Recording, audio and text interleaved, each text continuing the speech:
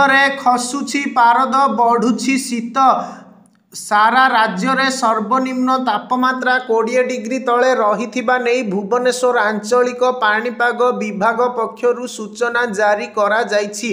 ଆଇଏମ୍ଡିର ଆକଳନ, ରାଜ୍ୟରେ ଶୀତଲହରୀ ଜାରି ରହିଥିବା ବେଳେ ଆଗାମୀ 20 ତାରିଖ ପର୍ଯ୍ୟନ୍ତ ବର୍ଷା ହେବାର ସମ୍ଭାବନା ନାହିଁ। ଚଳିତ ସପ୍ତାହରେ ପାଗ ମୁଖ୍ୟତଃ ଶୁଖିଲା ରହିବ। ଫୁଲବାଣୀ ଓ ଝାରସୁଗୁଡ଼ାରେ ତାପମାତ୍ରା 10 ଡିଗ୍ରୀ ସେଲସିୟସ୍ ତଳେ ରହିଥିବା ନେଇ ଆଞ୍ଚଳିକ ପାଣିପାଗ ବିଭାଗ ପକ୍ଷରୁ ସୂଚନା ଦିଆଯାଇଛି।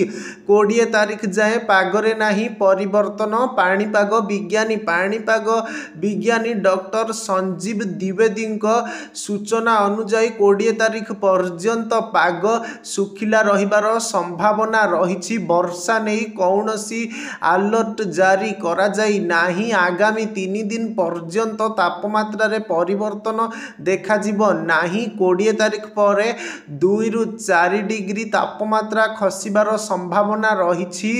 ଆଜି ଫୁଲବାଣୀ ଓ ଝାରସୁଗୁଡ଼ାରେ ସର୍ବାଧିକ ଶୀତ ଅନୁଭୂତ ହୋଇଛି। ଏଠାରେ ସର୍ବନିମ୍ନ ତାପମାତ୍ରା 9 ଡିଗ୍ରୀ ସେଲସିୟସ୍ ରହିଛି।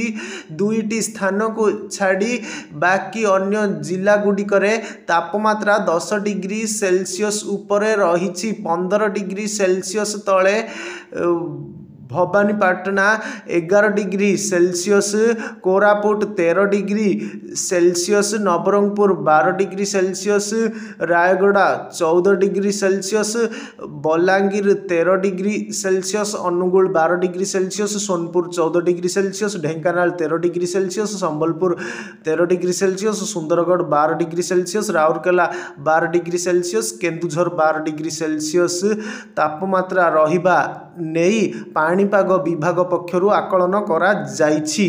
20 ଡିଗ୍ରୀ ତଳେ ରାଜ୍ୟର ତାପମାତ୍ରା। ଟିଟିଲାଗଡ଼, ନୟାଗଡ଼, କଟକରେ ସର୍ବନିମ୍ନ ତାପମାତ୍ରା 15 ଡିଗ୍ରୀ ସେଲସିୟସ୍ ରହିଛି। ନୂଆପଡ଼ା, ଗୋପାଳପୁର, ଖୋର୍ଦ୍ଧା, ଭୁବନେଶ୍ୱର, ଦେବଗଡ଼, ବାଲେଶ୍ୱର, ପାରାଦୀପରେ ତାପମାତ୍ରା 16 ଡିଗ୍ରୀ ସେଲସିୟସ୍ ରହିଛି।